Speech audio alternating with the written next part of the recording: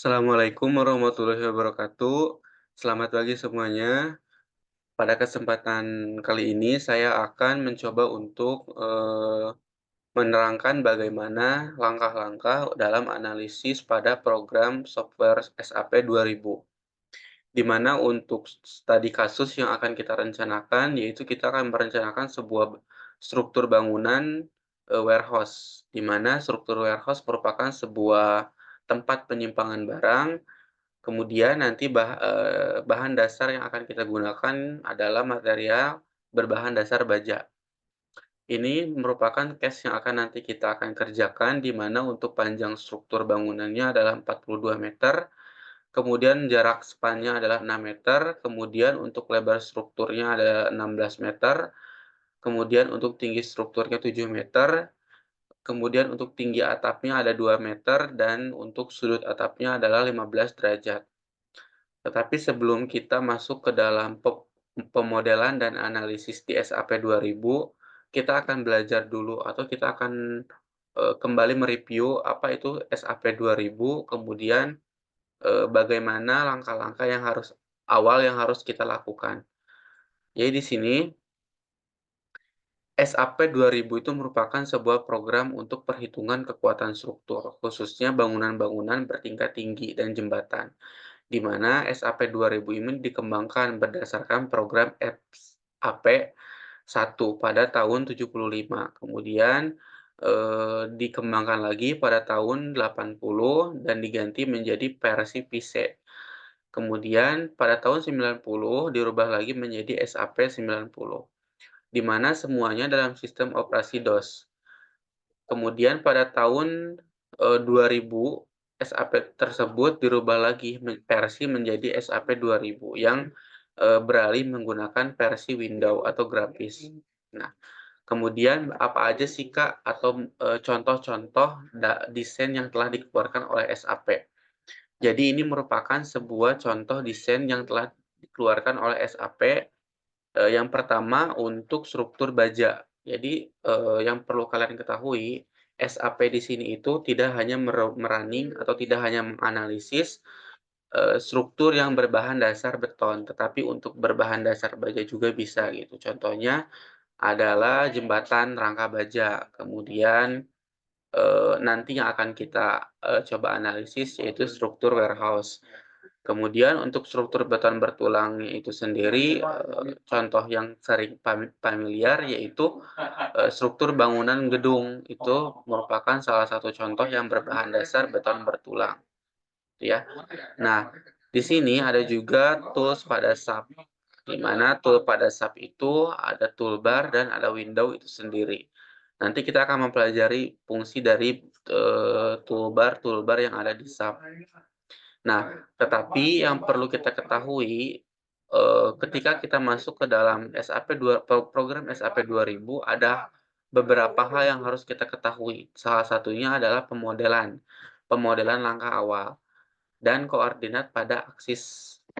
Nah, di sini pada SAP 2000 koordinat sistem mengacu pada koordinat Kartesius, di mana tanda positif sesuai dengan arah sumbu global dan tanda negatif melawan arah sumbu global. Jadi di sini pada program SAP 2000 itu ada 3 buah sumbu, yaitu sumbu X, sumbu Y, dan sumbu Z. Jadi perbedaan antara SAP dengan ETAP itu yang paling mencolok itu terlihat pada koordinatnya. Karena kalau di ETAP itu kan hanya ada 2 koordinat, ada 2 sumbu global, yaitu hanya ada sumbu X dan sumbu Y. Nah, kalau untuk pada SAP ini ada 3 buah sumbu, yaitu X, Y, Z. Makanya kenapa pada pemrograman atau pada perencanaan struktur jembatan di etap itu nggak bisa. Ya karena itu, karena dia hanya mempunyai 2 buah sumbu koordinat aja. Berbeda dengan di SAP 2000. SAP 2000 itu selain dapat menganalisis bangunan gedung, dia juga dapat menganalisis, bangunan jembatan gitu, atau struktur jembatan. Nah, ini untuk ketentuannya yang sudah tadi saya jelaskan bahwa di SAP itu ada 3 buah sumbu, ada X, ada Y, sama ada Z. Tapi yang perlu digarisbawahi, khusus untuk sumbu Z, kita itu selalu mengasumsikan bahwa dia itu sebagai sumbu vertikal dalam sistem koordinat, gitu. Jadi kalau kita berbicara sumbu vertikal, berarti sumbu jet ini itu adalah sebagai ketinggian. Nah, jadi sumbu jet ini itu adalah sebagai ketinggian suatu struktur. Jadi kalau ini di sini ada case-nya nih. Nah, ini ada tampilannya, tampilan tampilan di sub-nya. Nah, sumbu X itu dia itu ke sini, ini sumbu Y, sementara ini sumbu Z. Nah, dapat diperlihatkan bahwa ketinggian sebuah struktur itu ditempatkan atau diposisikan pada koordinat sumbu Z, sementara untuk koordinat sumbu X dan sumbu Y itu beriringan. Dia dapat sebagai, lebar dan dia dapat sebagai panjang gitu. Nah, berlaku juga 3 jenis tumpuan pada program SAP 2000, ada tumpuan jepit, sendi, dan roll. Nanti seperti ini. Ya, nah itu merupakan, ini, apa, pengaturan awal pada koordinat aksis SAP 2000. Nah, kemudian di sini juga ada, tahapan perencanaan pada SAP 2000. Jadi sebelum kita masuk ke dalam, eee, apa, pengerjaan SAP, kita harus tahu dulu bagaimana tahapan-tahapan yang harus kita lakukan. Jadi yang pertama itu ada preliminary design dan gambar arsitek. Jadi sebelum kita ingin menganalisis sebuah struktur, kita tuh harus mempunyai dulu case atau gambar itu seperti apa.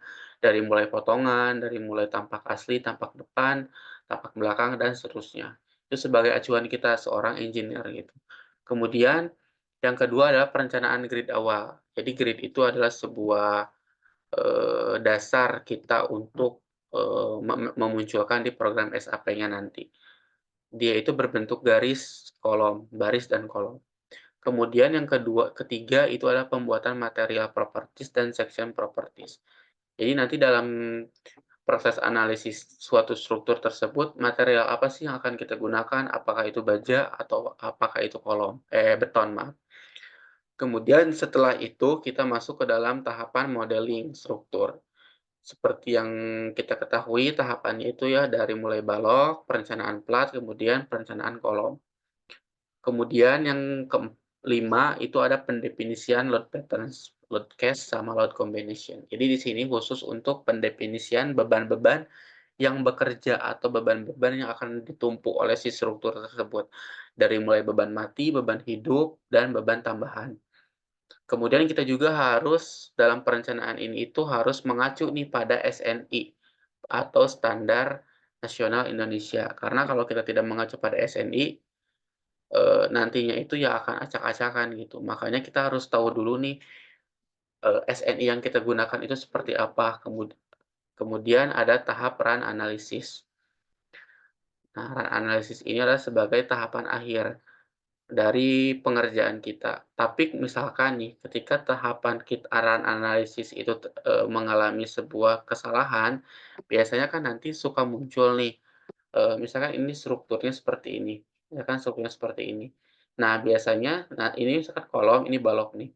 Nah, biasanya, struktur dikatakan aman apabila nanti warnanya itu, biru atau hijau gitu ya, itu dikatakan aman. Tetapi apabila ada salah satu frame, yang di struktur ini itu yang berwarna merah, nah itu berarti tidak aman. Nah, berarti pada tahapan run analysis ini apabila ditemukan seperti itu, kita harus kembali lagi ke tahapan ketiga, yaitu pembuatan material properties dan section-nya.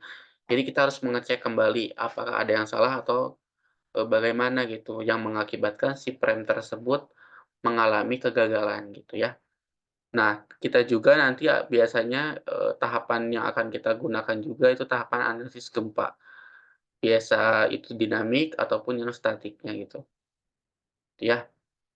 Nah, kemudian setelah kita mengenal, tahapan dari perencanaan yang akan kita lakukan, kemudian, pengenalan dasar SAP, nah kita sekarang masuk ke dalam pengertian apa itu struktur warehouse. Jadi struktur warehouse itu adalah sebuah struktur yang berfungsi sebagai tempat penyimpanan sementara atau pengambilan. Nah, kemudian struktur warehouse juga dapat berupa struktur baja maupun struktur beton. Tetapi, pada saat umumnya atau pada saat ini itu lebih banyak digunakan struktur bermaterial baja. Nah, nanti juga dalam perencanaan kita, material yang akan kita gunakan itu adalah material berbahan dasar baja. Nah, ini merupakan salah satu contoh-contoh dari struktur warehouse. Jadi mulai kolom yang kita gunakan nanti, kemudian, rangka atapnya nanti kita gunakan material baja. Tapi nanti kita dalam perencanaannya kita akan membuat di sini itu seperti, eee, seperti lantai 2 gitu. Nah, itu nanti kita akan gunakan sistem balok. Nah, ini merupakan tipe-tipe warehouse. Ada tipe kolom, span, kemudian ada multi kabel, kemudian ada banyak pokoknya. Nah nanti kita akan yang kita buat tuh seperti ini.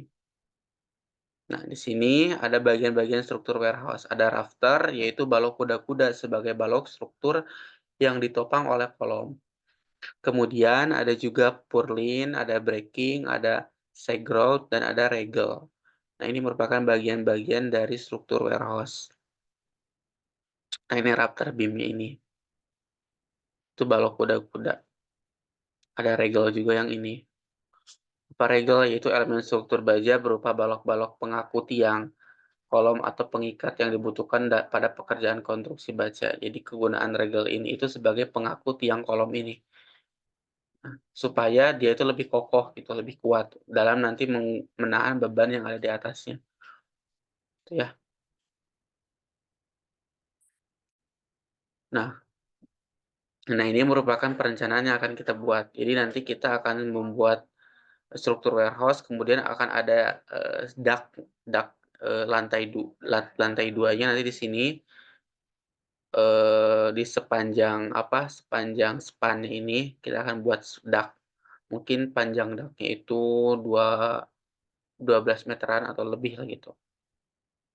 Nah, seperti itu ya. Nah, ini udah ada juga section properties yang akan kita gunakan dimulai kolom, ini kita akan gunakan tipe H-beam ukuran 300 kali 300, ada rafternya juga ukuran WF 250 kali 125, kemudian purlin itu kita gunakan CNP, kemudian ada breaking-nya juga kita gunakan Vive tipe 2, kemudian balok induk, kemudian balok anaknya kita gunakan ini, kemudian plat mesinnya itu kita gunakan plat baja berukuran 4 milimeter.